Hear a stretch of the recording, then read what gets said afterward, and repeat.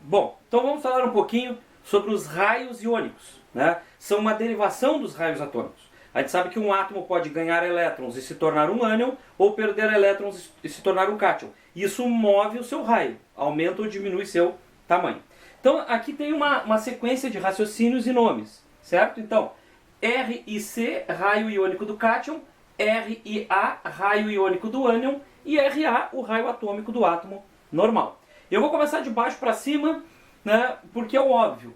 Num átomo normal, vocês têm uma carga total igual a zero, porque o número de elétrons é igual ao número de prótons. E isso tem uma força de atração nuclear específica. E isso que determina o raio atômico, que é a relação de atração do núcleo sobre a eletrosfera. O que acontece quando esse átomo perde elétrons?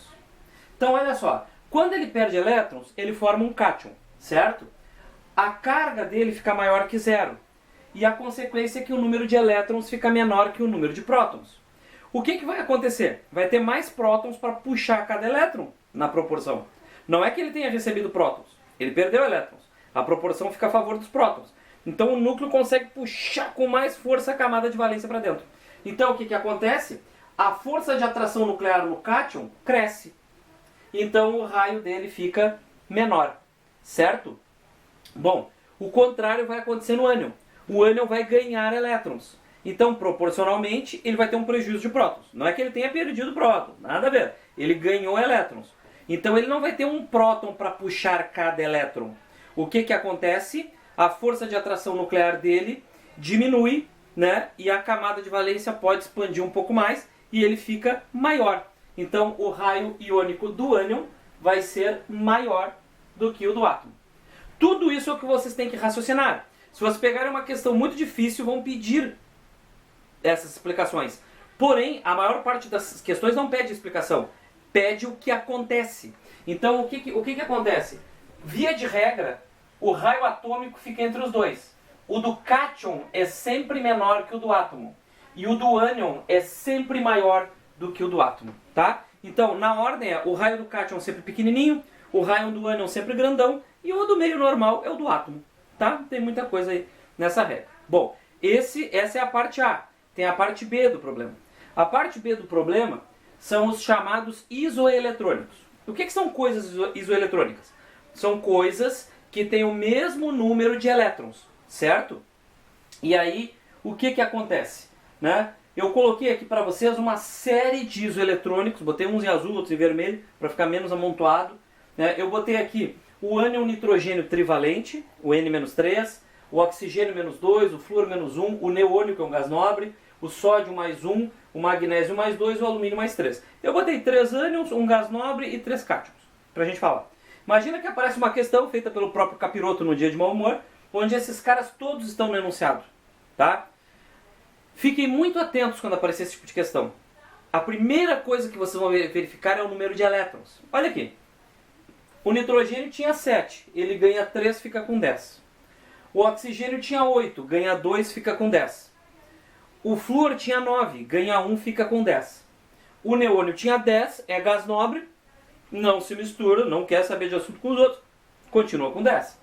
O sódio tinha 11, perdeu 1, ficou com 10. O magnésio tinha 12, perdeu 2, ficou com 10. O alumínio tinha 13, perdeu 3, ficou com 10. O que eu estou dizendo para vocês? Que uma primeira malandragem para resolver isso aqui é perceber que aquelas partículas que eles colocaram na questão têm o mesmo número de elétrons. Essa é uma conta básica para fazer. Tá? Perceber isso. Não precisa fazer todos como eu fiz aqui com vocês. Mas olhar, pô, peraí, tá dando 10. Né? Ficar atento para isso aí. Isso aí tem que saltar os olhos de vocês. É tipo a boiazinha quando a gente está pescando. Começou a mexer, bom, alguém está puxando a isca. Então, olha só. Se vocês fizerem a distribuição por 10 elétrons, vocês vão ter um S2, 2S2, 2P6. Se vocês representarem isso aqui por Bohr, que é mais fácil, vocês vão ter a primeira camada, eu fiz em vermelho, ó, com 2 elétrons, e a segunda camada eu fiz em azul, com 8 elétrons. Todos têm eletrosfera igual. Bom, gente, pensando em ciência, quando a gente compara coisas, a gente procura semelhanças e diferenças.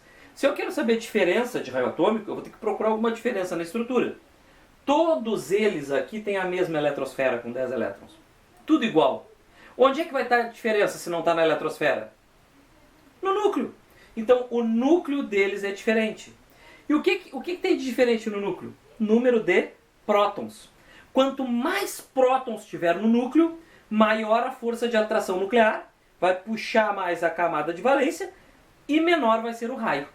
Então essa é a segunda regrinha importante. Quando vocês tiverem isoeletrônicos, quanto maior for o número atômico, maior vai ser a atração nuclear e, consequentemente, menor o raio do íon.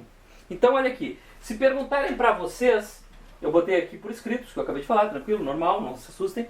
Se perguntarem para vocês aqui, desses que foram apresentados aqui, quem tem o maior raio, quem tem o menor raio? Então, vamos procurar. Quem é que tem o menor número de prótons aqui? Olha aqui, o nitrogênio. Nitrogênio tem só 7 prótons. Então, nós temos aqui como maior raio, tá? O do ânion trivalente N-3, tá? Esse vai ser o maior, porque ele tem o menor número atômico 7.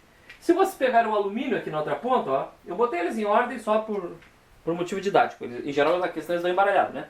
Então, aqui o alumínio vai ter o menor raio. O menor raio, tá? É o cátion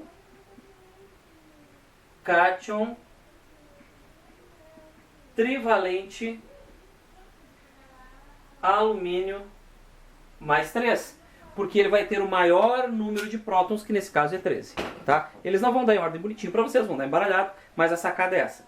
Se eu usasse só a primeira regra, que o cátion é menor e o ânion é maior, eu acertaria? Não.